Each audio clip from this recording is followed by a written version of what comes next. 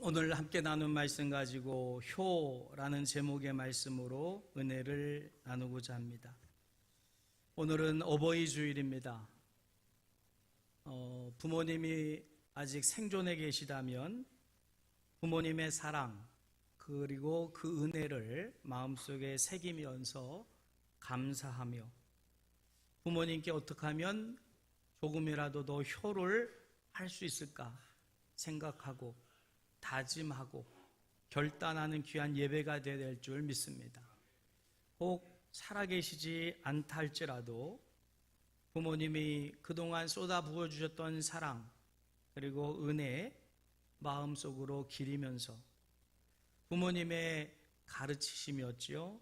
형제 위에 늘 강조하시고 선하고 진실하게 살기를 원하시는 그 부모님의 뜻 잘 깨달아 알고 또 하나님 앞에 진실하게 살겠다고 다짐하는 귀한 주간이 되어야 될 줄 믿습니다.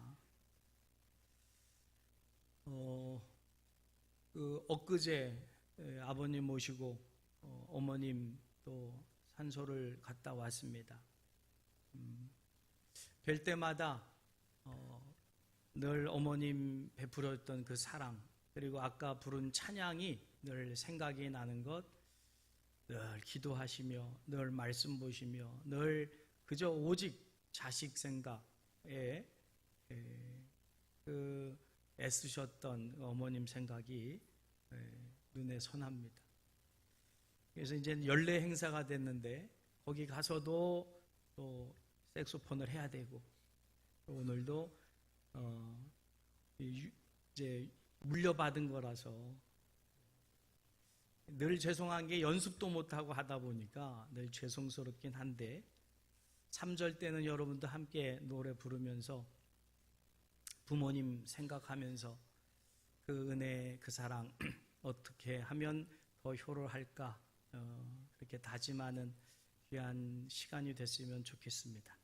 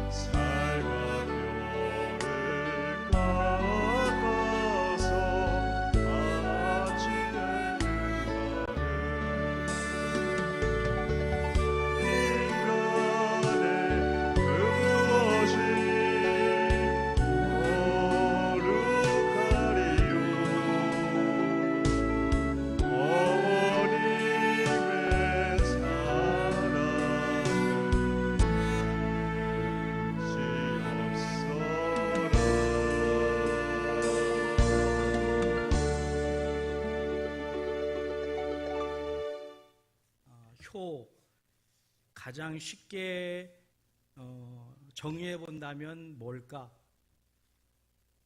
즐겁게 해드리고 기쁘게 해드리는 것인 줄 믿습니다. 부모님을 즐겁게 해드리고 기쁘게 해드리는 것이 효입니다. 그러면 우리 부모님이, 내 부모님이 무엇을 기뻐하시고 제일 뭘 즐거워하시는지를 알아야 제대로 효를 행할 수 있겠지요. 여러분, 나이가 들어가면서 세 가지 서글픔이 생긴다 그래요. 자꾸 더 서글픔이 커진답니다.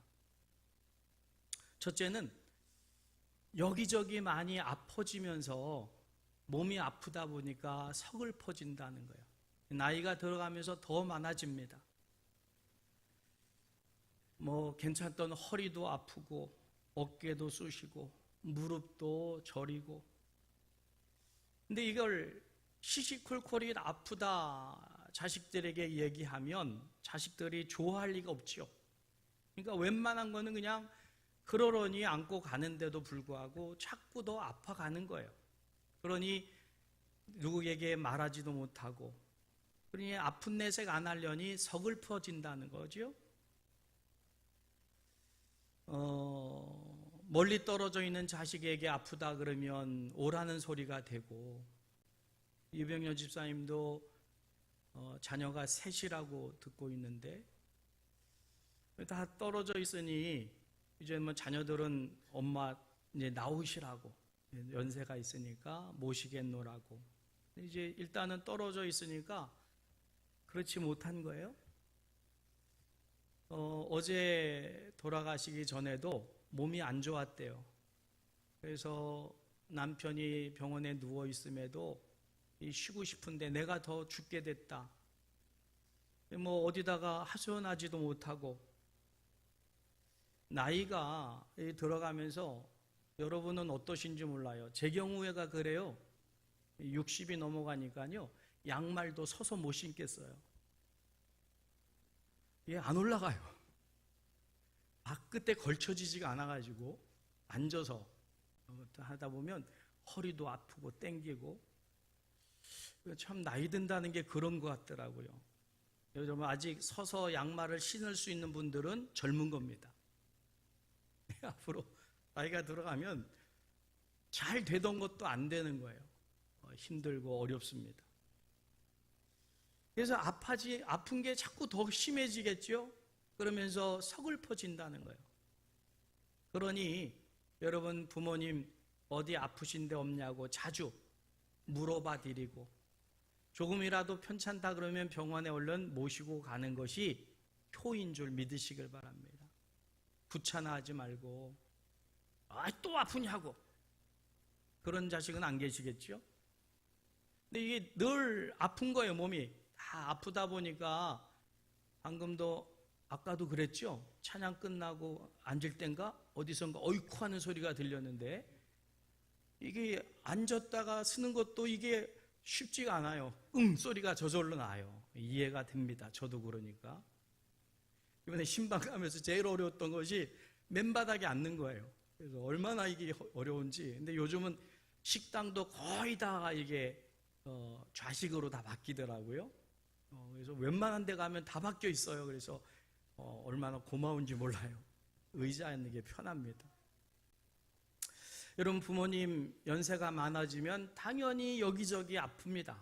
그러니 어디 아픈 데가 없냐고 물어드리고, 아프면 조금이라도 아프면 그것을 알아드리는 그것이 효인 줄 믿으시길 바랍니다. 서글퍼요.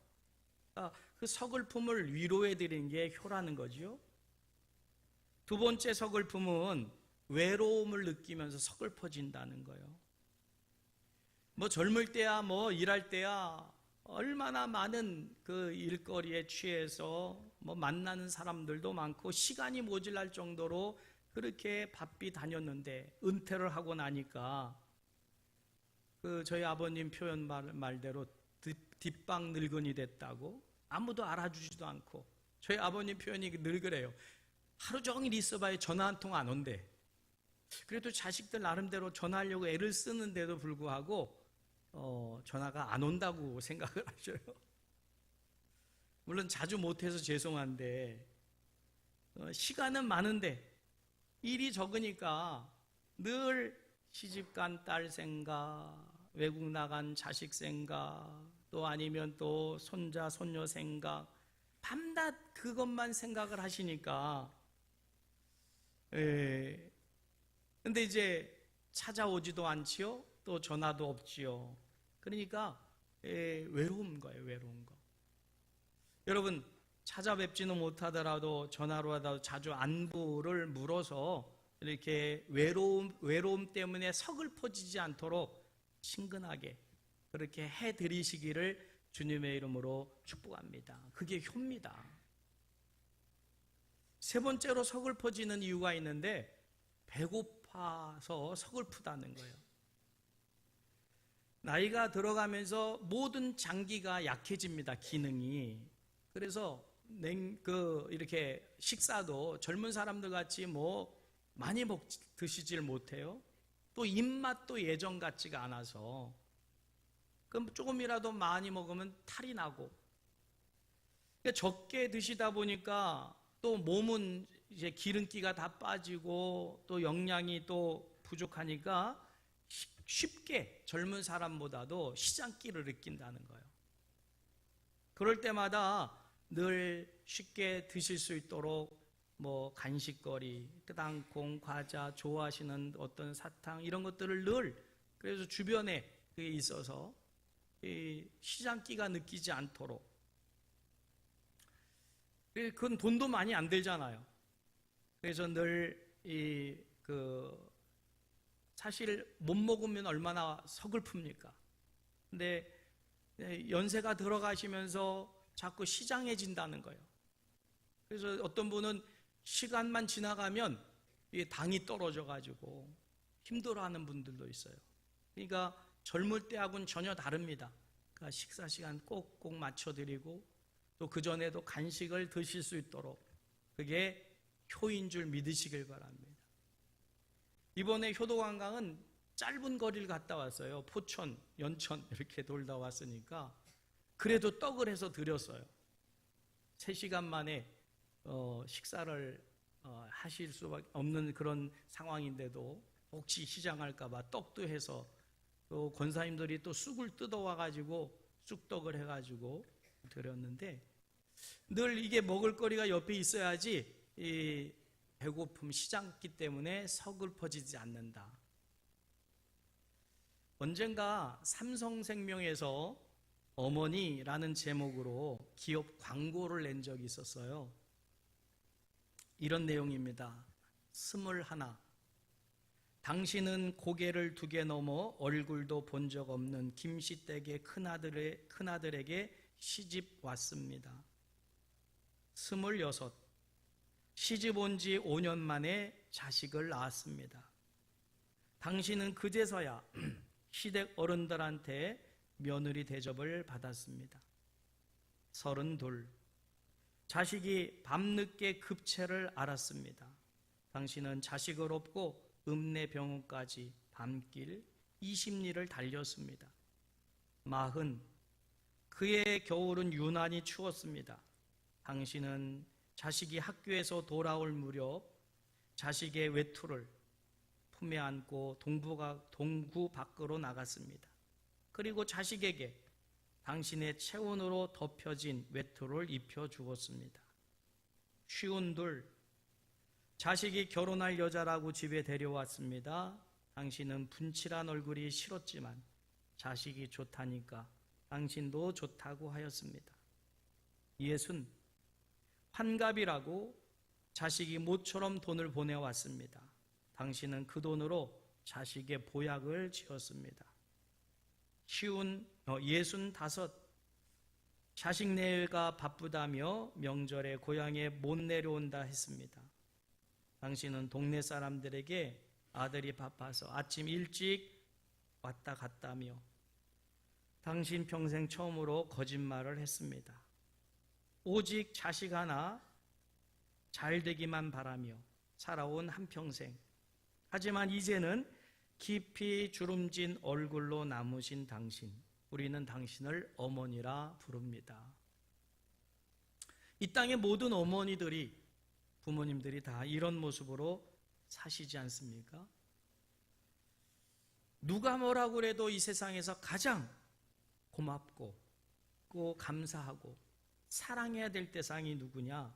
나를 낳아서 오늘의 나를 있게 한 부모님이야말로 내가 가장 사랑하고 또 감사하고 그리고 고마워해야 될 대상인 줄 믿으시기를 주님의 이름으로 축복합니다. 하나님은 하나님의 대리자로 부모님을 이 땅에 보내셨다고. 그래서 부모님을 통해서 눈에 보이지 않는 하나님을 알게 하시고 하나님의 사랑을 부모님으로부터 알게 하시고 하나님의 음성을 부모님으로부터 듣게 하시는, 여러분, 우리 부모님이야말로 하나님 다음으로 우리가 가장, 그래서 하나님은 경외할 대상이고 우리는 부모님을 공경해야 될 대상으로 섬겨야 될 줄 믿으시기를 주님의 이름으로 축복합니다. 그 부모님을 기쁘시게 해드리는 것, 이게 효다. 여러분, 어렵지 않습니다. 기쁘게 해드릴 수 있습니다. 기쁘게 해드릴 수 있는 게 뭔가 찾아서 살아계실 때 조금이라도 더 기쁘시게 해드리는 우리가 되시기를 주님의 이름으로 축복합니다. 성경은 오늘 우리에게 뭐라고 말씀합니까? 첫째는 효를 하는데, 효를 하는 방법이 공경하라는 거예요. 공경. 출애굽기 20장 12절 말씀 찾아보셔요. 네 부모를 공경하라. 그리하면 네 하나님 나 여호와가 네게 준 땅에서 네 생명이 길리라. 공경입니다. 공경. 근데 부모님이 나이가 늙어서 생활 능력이 없어져서 보살필 대상이 됐다고 부모님을 함부로 대하는 자식들이 있는데, 부모님은 절대로 구제 대상이 아닙니다. 또 측은히 여길 대상이 아닙니다. 공경의 대상이에요. 공경. 아멘. 존경해드리고 높여드리는 대상이지 함부로 여길 대상이 아닙니다. 여러분, 혹여 부모님을 불쌍히 여긴다? 아니요. 높여드려야 되고 그리고 존경해드려야 돼요. 여러분, 그런 마음이 우리에게 있어야 될 줄 믿으시길 주님의 이름으로 축복합니다. 못된 자식들이 부모님이 힘이 없어졌다고 또 힘들다고 함부로 말하는 자식들이 있어요. 공경이 아닙니다. 공경은 부모님 자체를 높여드리는 거예요. 그 존재를 귀하게 여겨드려야 될 줄 믿으시기를 주님의 이름으로 축복합니다. 부모님은 나이에 따라서 그 가치가 변하지 않아요. 동일합니다. 그분을 높여드리고 그분을 존경하는 것, 이게 공경인 줄 믿으시기를 주님의 이름으로 축복합니다. 공경하라. 그래서 오늘 본문 말씀에도 이 22절에 너를 낳은 아비를 청종하고 내 늙은 어미를 어떻게 여기지 말라고요? 경히 여기지 말라. 가볍게 여기지 말고 함부로 막 부모님께 하는 그 자식들이 있어요. 절대로 부모님은 그런 대상이 아닙니다. 그런 대접을 받을 분들이 아닙니다. 하나님은 경외의 대상이고 부모님은 공경의 대상이다. 아멘? 공경이 뭔지를 알아야 되겠지요? 두 번째로, 자녀는 부모님을 기쁘시게 하기 위해서는 의롭게 살아야 된다고 성경은 말씀해요. 24절 전반절 같이 읽어볼까요? 의인의 아비는 크게 즐거울 것이요 그랬어요. 의인의 아비는 즐겁다. 그러면 반대로 의롭지 못하다는 것은 거짓을 행하고 죄를 지은 건데, 자식이 죄를 지어서 옥살이를 한다. 부모의 마음이 어떠겠어요? 얼마나 그 자식을 볼 때 안타깝겠습니까? 그러라고 키운 게 아닌데. 여러분, 자식이 의로움으로 상을 받을 때 부모는 그거보다 더 기쁜 게 없지요. 의롭게 살아야 됩니다. 오늘 새벽에 성령으로 시작했다가 육체로 마쳤던 사람들, 구약에는 그 사울왕, 신약에서는 가룟 유다. 근데 한 예로 그 1983년 대도 조세영 사건이 우리 사회를 들썩였었죠. 그 고관 대작들, 그 부자들 집을 털어가지고 하룻밤에도 수십억의 그 금품들을 훔쳐가지고 그 중에 일부를 아마 그 사람이 무슨 의로웠겠어요? 일부를 아마 가난한 사람에게 줬겠지요. 그게 현대판 홍길동이라 그래가지고 근데 잡혔어요. 많은 죄가 드러나서 15년을 살다 나왔어요. 15년. 이 15년을 살고 나오면서 그 교도소에서 예수를 믿게 됐던 거지요. 그래서 이제 새 사람으로 살겠습니다. 그래가지고 이제 나왔으니까 관심을 가졌어요. 언론에서. 그래서 장가도 가고 그리고 교회마다 초청을 해가지고 예수 믿어서 간증을 하고 다니고 2000년에 이 일본에 가서도 간증을 하게 됐다는 거죠. 근데 일본에 가가지고 간증을 하고 나서 빈집을 털었다가 일본 경찰에 붙잡혀가지고 총에 맞아가지고 거기서 3년 6개월인가를 옥살이를 했어요. 일본에서. 그리고 한국에 왔습니다. 여전히 그게 2000년대인데 그래서 2013년, 2003년, 2005년, 2010년, 2013년, 2015년 계속 도둑질하고 작물 갖다 팔다가 걸리고 감옥을 죄집든 아들도 드나들었다. 예수 믿는 사람으로서 왜 그렇게 마칠 수밖에 없는가? 그 2015년에 감옥에 들어갈 때가 77세니까 지금 아직도 감옥에 계신 것 같아요. 그러면 80이 넘으셨을 건데 그러면 부모님이 살아계셨다면 그 자식 보면서 어떠했을까요? 마음이. 자식이 교도소를 제 집 드나들도 드나다니니 그 부모의 마음이 어떻겠어요?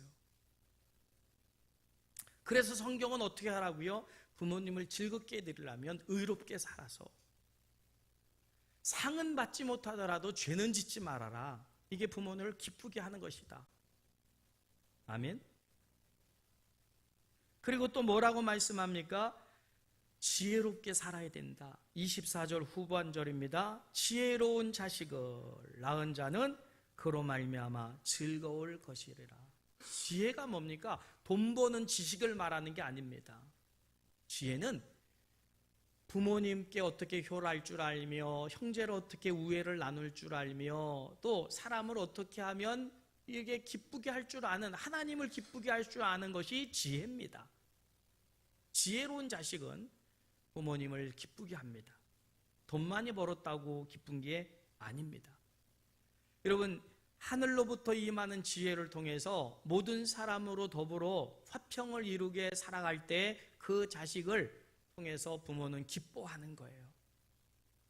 자식이 나가서 욕먹고 들어오고 손가락질하, 돈은 많은데 온갖 사람들이 손가락질하는 대상이 되면 부모가 기쁜 게 아니지요. 여러분, 뭐가 하나님을 기쁘시게 하고 부모님을 기쁘게 하고 형제를 기쁘게 하는 것인가를 아는 것, 이게 지혜인 줄 믿으시기를 주님의 이름으로 축복합니다. 네 번째로는 26절 말씀에 내 길을 즐거워해야 된다 그랬어요. 같이 읽을까요? 내 아들아, 네 마음을 내게 주며 네 눈으로 내 길을 즐거워할지어다. 이런 두 가지 의미가 있는데, 하나는 자식이 자기 길, 자기 인생을 즐거워해야 됩니다.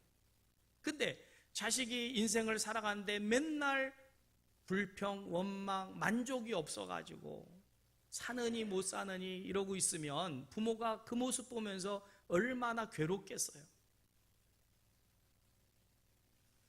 자, 그런데다가 결혼을 했습니다. 잘 살아줘야 되는데 지가 결혼해 놓고는 그렇게 좋은 여자 만나고 좋은 남자 만나서 좀 결혼해 주기를 부모는 원했건만 자기 좋다고 결혼해 놓고는 잘 살아주면 얼마나 좋아요. 근데 맨날 싸우고는, 그리고는 이혼하겠다고 그러고 그러면 부모의 마음이 무너지는 거죠. 자기 길을 만족해하고 자기 길에 그것이 즐거워야지요. 여러분, 비록 뭐 많은 돈은 못 벌지라도 내가 선택하고 살아가는 삶에 대해서 만족함을 나타내 보여드리는 것, 그게 부모님을 즐겁게 하는 겁니다. 아멘? 여러분, 다 대통령이 되겠습니까? 내가 지금 가지고 있는, 내가 지금 하는 일에 만족해하고 즐거워할 때 부모님이 그 자식을 보면서 즐거우신 거예요.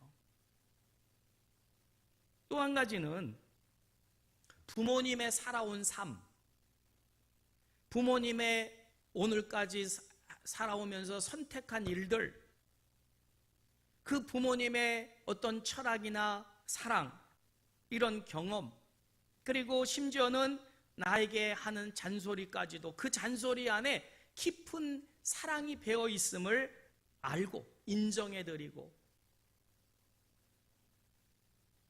여러분, 부모라는 존재가 어떤 존재입니까? 늘 자식에게 더 해주지 못함에 후회를 가지고 있잖아요. 좀이라도 더 잘해줄 걸 하는 후회를 늘 가지고 있는 부모님한테 왜 이렇게 살았냐고, 왜 이렇게밖에 못 해줬냐고, 남들은 다 이렇게 해주는데 뭐 해줬냐고 막 이런 식으로 자식이 부모님께 해댄다면 이거야말로 불효막심한 자식이지요. 안 그런가요? 그렇지 않아도 못해준 것에 미안해하는 부모님께, 못해줬다 미안하다 하는 부모님께, 아닙니다. 부모님 여지껏 잘 살아오신 거예요. 부모님 정말 성공적으로 사셨습니다. 훌륭하게 사신 겁니다. 이만큼 해주신 것도 감사합니다. 이런 자식이 돼야 됩니다. 왜 아멘들도 없고 대답도 없어요? 여러분, 자식 입장에서 말 한마디라도, 그래서 자식이 어머니 아버지 이 정도 해주신 것만으로 전 정말 감사해요. 얼마나 뿌듯한지 몰라요. 여러분, 부모는 나이가 든다고 가치가 변하질 않아요. 돈이 있다고 없다고 가치가 상실되지 않습니다. 부모는 그 부모 존재로서 가치가 있으셔요. 힘껏 살아오셨고 최선을 다해 살아오셨으니까 그 삶을 인정해 드리는 거예요. 잘 살아오셨다고, 최선을 다하셨다고. 그게 자식의 모습입니다. 그래서 뭐라고요? 네 눈으로 내 길을 즐거워할지어다. 부모님이 살아온 인생을 평가할 때 정말 우리 부모님 정말 노력하셨고 최선 다하셨다. 여러분, 우리 부모님 기성세대가 어떤 시대를 살아왔습니까? 이 나라가 완전히 망해가지고 전쟁으로 폐허가 돼가지고 세계 최빈국을 오늘까지 이끌어 오신 분들이 부모 세대예요. 할 만큼 하신 겁니다. 아닌가요? 그러면 알아드리고 그 노고 치하는 못해드려도 감사하는 마음을 가져야 될 줄 믿으시기를 주님의 이름으로 축복합니다. 성경은 효 자체를 진리라고 말씀하셔요. 이건 변할 수가 없는 거라고 말씀하셔요. 여러분, 효는 문화의 유산이 아닙니다. 도덕의 어떤 한 분야가 아니에요. 이건 영원히 변치 아니할 하나님의 진리의 말씀인 줄 믿으시길 바랍니다. 반드시 해야 될 것이다. 아멘? 시간이 좀 지났지만 부성에 그러면 떠오르는 게 있어요. 가시고기. 모성에 그러면 떠오르는 게 우렁이. 이 우렁이는 자기 몸에 알을 낳는다지요. 그러면 이 새끼가 부화돼 가지고 어미 살을 먹는데요. 그러면 어미 살은 나중에 다 먹히고 빈 껍데기만 남고 새끼는 성체가 돼서 자기 삶을 살겠지요. 모성애입니다. 부성애, 가시고기인데 영상이 있어서 하나 준비를 했어요. 띄워주실래요? 영상이 오히려 나을 것 같아가지고 이건 부성애입니다. 불과 몇 센치 안 되는 그 10cm도 안 되는 물고기가 얼마나 그 알을, 부화를 위해서 희생하는지 몰라요. 예, 마지막에 창조주가 그렇게 만드셨다. 여러분, 이 땅의 모든 생명은 그 어미라고 하는 부모를 통해서 태어나게 돼 있고 그 과정 속에 미물도 저런 희생이 있었다는 거죠. 그걸 잊어서는 안 될 줄 압니다. 어느 출가한 부부가 다짐을 했대요. 신앙인이니까 우리가 이제 하나님께 11조를 드리고 또 11조를 부모님께 드리자. 당연히 11조 하나님께 해야지요.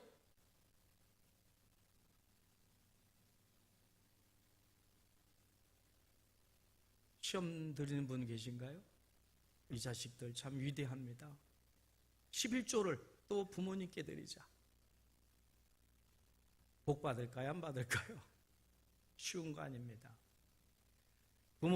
하나님은 경외의 대상이고 부모님은 공경의 대상입니다. 최선을 다해서 공경할 수 있는 우리가 되어야 될 줄 믿습니다.